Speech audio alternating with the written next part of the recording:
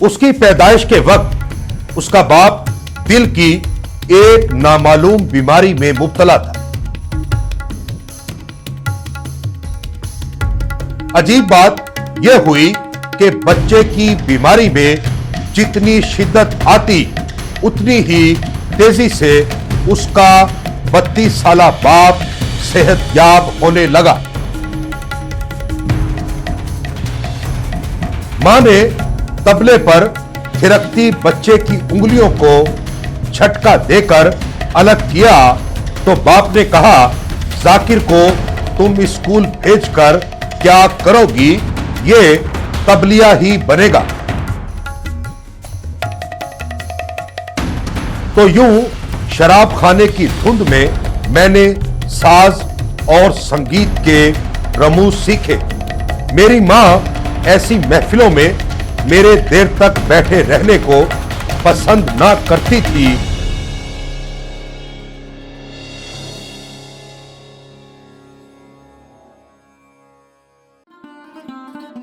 दोस्तों, 1991 में उस्ताद जाकिर हुसैन खान का हिंदुस्तान के मारूफ अदबी मैगजीन ज़हने जदीद में एक इंटरव्यू शाया हुआ था। इंटरव्यू लेने वाली जर्नलिस्ट का नाम अंजलि जोशी था। हमारे ख्याल में पहले पहल ये इंटरव्यू इंडिया के किसी हिंदी या इंग्लिश मैगजीन में प्रिंट हुआ था। बादअज़ां इसे जुबैर रिजवी साहब ने अपने अदबी मैगजीन ज़हने जदीद में शामिल किया।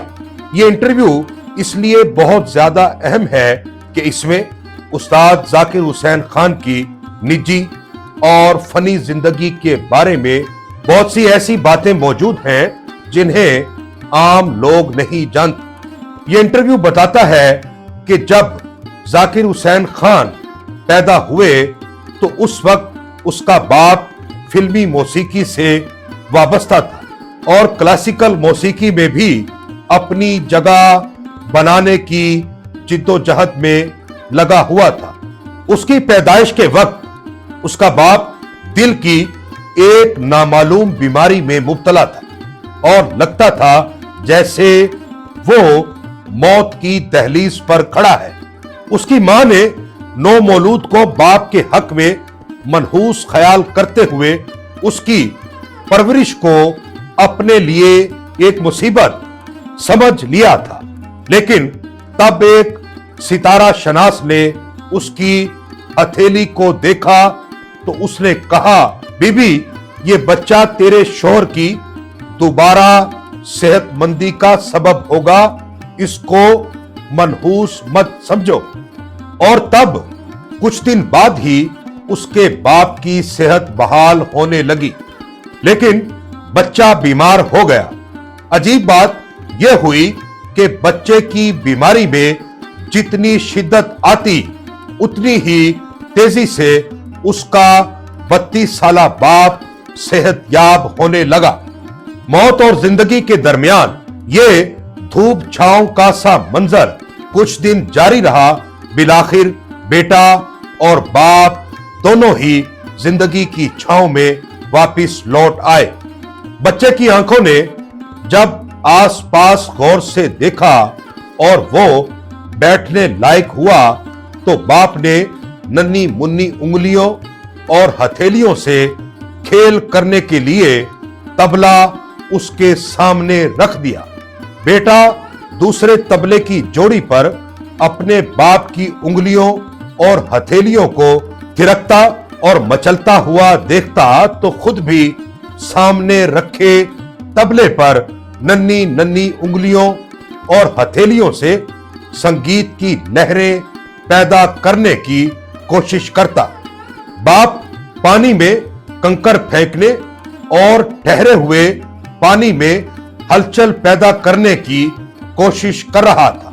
मां ने तबले पर थिरकती बच्चे की उंगलियों को झटका देकर अलग किया तो बाप ने कहा, जाकिर को तुम स्कूल भेजकर क्या करोगी, ये तबलिया ही बनेगा।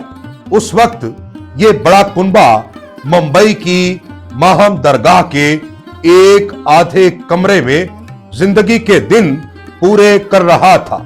इस माहौल में ज्यादातर तंग दस्ती के साथ बसर करने वाले लोग ही रहते थे। मां की जिद के आगे बाप ने इस हद तक हथियार डाले कि दरगाह से करीब वाक़े इंग्लिश मीडियम स्कूल में बच्चे को दाखिल करा दिया और इस तरह जाकिर अपने खानदान का वो पहला बच्चा था जिसने अंग्रेजी मीडियम स्कूल के दरवाजे पर कदम रखा। बच्चा स्कूल में जो अजनबी जबान सीख रहा था वो उसकी मादरी जबान उर्दू से मुख्तलिफ थी, जो उठते बैठते उसके कानों में पड़ती रहती थी। अपने माहौल में अजनबी जबान में बात करने की आरजू उसके अंदर जब घुटन पैदा करती तो तबले पर उसकी उंगलियों की जुम्बिश और थिरक शदीद हो जाती। ये तरसील की वो तीसरी जबान थी जो उसका बाप अल्लाह रखा उसे सिखा रहा था। अपनी जिंदगी के इब्तदाई दौर के बारे में बात करते हुए उस्ताद जाकिर हुसैन खान ने कहा, मुझे याद है हमारे घर में दरबारदारी का सा माहौल रहता था। रोज ही साजिंदे और गायक आते और मैं इस हजूम में उन सब की बातें सुनता और दुलार के साथ कभी किसी गोद में होता तो कभी कोई हाथ मेरे सर और गालों को थपथपा रहा होता। मेरे वालिद शाम होते ही बांद्रा के डांडा गांव में जाते तो मैं भी कभी उनके साथ होता। उस जमाने में महाराष्ट्र में शराब पर पाबंदी थी। वहां एक आंटी का ठेका था जो खुफिया था और जहां पुरस्कार अंदाज में देसी शराब पिलाई जाती थी। मैं उस वक्त 7 बरस का रहा हूंगा। वहां वालिद के साथ और भी साजिंदे और संगीतकार होते और वो साजों, गानों, धुनों और सुरताल की बातें करते। मैं उनकी बातों को गौर से सुनता और कोक की बोतल पीता रहता। तो यूं शराब खाने की धुंध में मैंने साज और संगीत के रमूज सीखे। मेरी मां ऐसी महफिलों में मेरे देर तक बैठे रहने को पसंद ना करती थी। मेरे वालिद ऐसी बेदार और खुमार आगी सोबतों में डूबे और रंगे हुए आखिरे शब जब घर लौटते तो मां मुंतजिर होती थी और वो जब तक वालिद के लिए खाना निकालती बाप की उंगलियां टेबल पर थिरकती रहती और वो मुझे उन महफिलों की सारी बातें सुनाते जो संगीत के बारे में होती थी। आखिर में उस्ताद जाकिर अली खान ने अपने खानदान और फैमिली के बारे में बात करते हुए कहा, मेरी मां और बाप और मेरी बहनें मेरी गैर मामूली कमजोरी है। मैं अपने कुनबे का कतील हूं।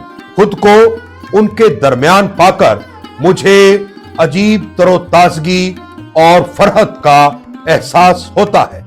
मेरे वालिद ने अब कहीं जाकर ये तस्लीम किया है कि मैं बड़ा हो गया हूं। वो मेरे गुरु और उस्ताद हैं, लेकिन हम दोनों आपस में बेहद अच्छे दोस्त हैं। वो मुझसे बड़े खुलकर बातें करते हैं। मौसीकी के रमूज सिखाने के साथ साथ वो अपने घराने की रवायात और बारीकियों को भी मुझ पर बड़े बेतकल्लुफ लहजे में मुनकशिफ करते रहते हैं। मुझे अब लगता है कि उम्र बढ़ने के साथ साथ आप में कैसी तब्दीली आने लगती है। मेरे वालिद मुकम्मल तौर से तबले और संगीत से कमिटेड है। ये मुमकिन है कि मैं किसी कमजोर लम्हे में म्यूजिक एग्जेक्टिव या मैनेजर का मनसब कबूल कर लूं, मगर मेरे वालिद के लिए तबला या संगीत को छोड़ने का तसव्वुर ही हराम है। लोग और खास तौर से नौजवान नस्ल बड़ी आसानी के साथ खुद को मेरे साथ वाबस्ता कर लेती है। उनको मुझ में अपनी सारी हलचल और उसका शोर सुनाई देता है, इसीलिए मैं उन्हें अपने जैसा लगता हूं और इसी अपनेपन की बिना पर वो मेरे सामने झुककर मेरे पैर नहीं छूते, बस मुझे नमस्कार करते हैं। मैं भी उन्हीं के साथ डिस्को करता हूं, झूमता हूं, उन्हीं की तरह के कपड़े भी पहन लेता हूं और लड़कियों से फ्लर्ट भी कर लेता हूं। मैं एक ऐसे लड़के की बेहतरीन मिसाल हूं जो अच्छे काम करने में लगा है। दोस्तों, ये थी हमारी आज की यात्रा। अगर आपको हमारी ये यात्रा पसंद आए तो अपने दोस्तों से भी शेयर कीजिए और हमारा चैनल भी जरूर सब्सक्राइब कीजिएगा।